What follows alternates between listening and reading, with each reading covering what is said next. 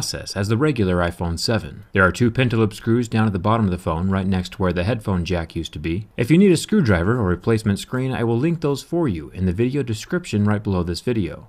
Now, heat is not 100% mandatory for this repair, but it does help soften the thin band of adhesive that surrounds the screen on all sides. This is a type of waterproofing adhesive, so after completing this repair, your phone will not be water resistant anymore. But if your screen is cracked, it's already not water resistant, so you're not losing too much. I'm taking one of my thin metal pry tools and going between the metal frame of the phone and the plastic edge of the screen and cutting through the adhesive. This makes lifting off the screen a lot easier. Don't slide in very deep though, because there are fragile ribbon cables along that right side of the screen that are very important.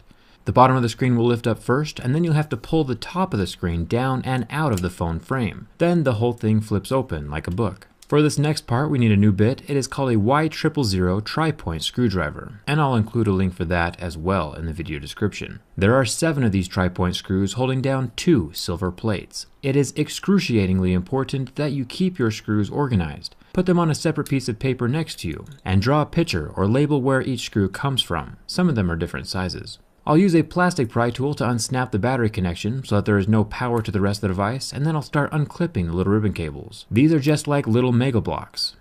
Once the display and fingerprint scanner ribbons are disconnected, you can unsnap the top earpiece ribbon, and that will release the screen from the body of the phone. Here is what the replacement screens look like. Remember, I'll have these linked down in the video description.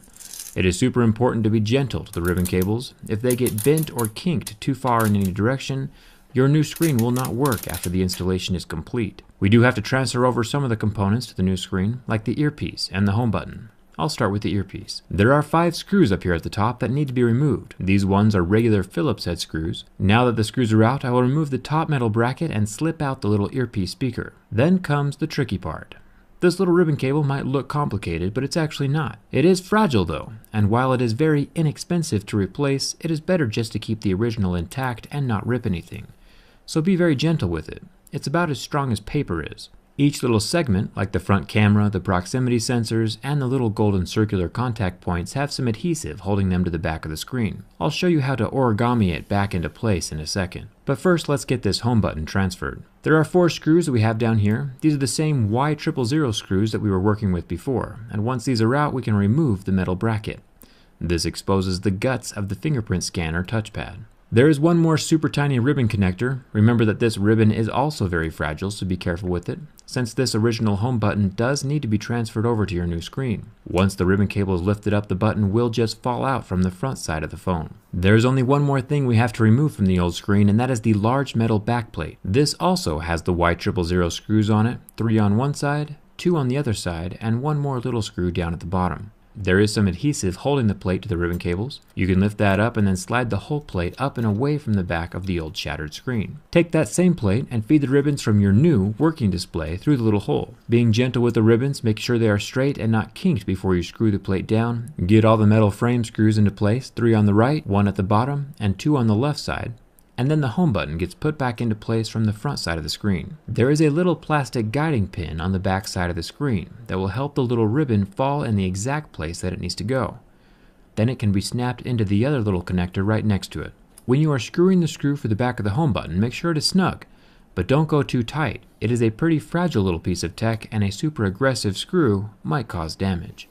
Now let's get the front camera and earpiece into place. Remember these little plastic pins I was talking about? These are going to be your friend up here as well. Get the ribbon down by lining those up and getting the little box sensor into place. It'll be like giving a cat a bath, but eventually everything should line up. The speaker gets tucked under the front camera, making sure the gold springs line up on the gold contact circles, and after the camera is tucked into the clear plastic circle, the metal plate holds it all together. And finally, we can attach the screen to the phone body again. I'll start with the 2 ribbons in the center and then clip the top ribbon down right afterward.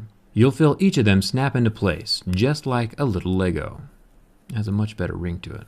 The last thing you want to plug in is the battery connector. Before putting on the protective metal plates, I usually test my screen to make sure everything works. If the screen is gray or has lines running through it, it might just be a bad connection. So turn the phone off and reconnect the little ribbons again, and if that doesn't work, one of the ribbons might have gotten bent during the installation. Or it could just be a bad screen. Get the 7 screws back in over the metal plates, and then make sure the top of the screen is lined up with the phone body first, before clamping down the rest of the screen. Also, don't put any stress on the right side ribbon cables. Remember, they are as fragile as paper and very, very important to the functionality of your phone.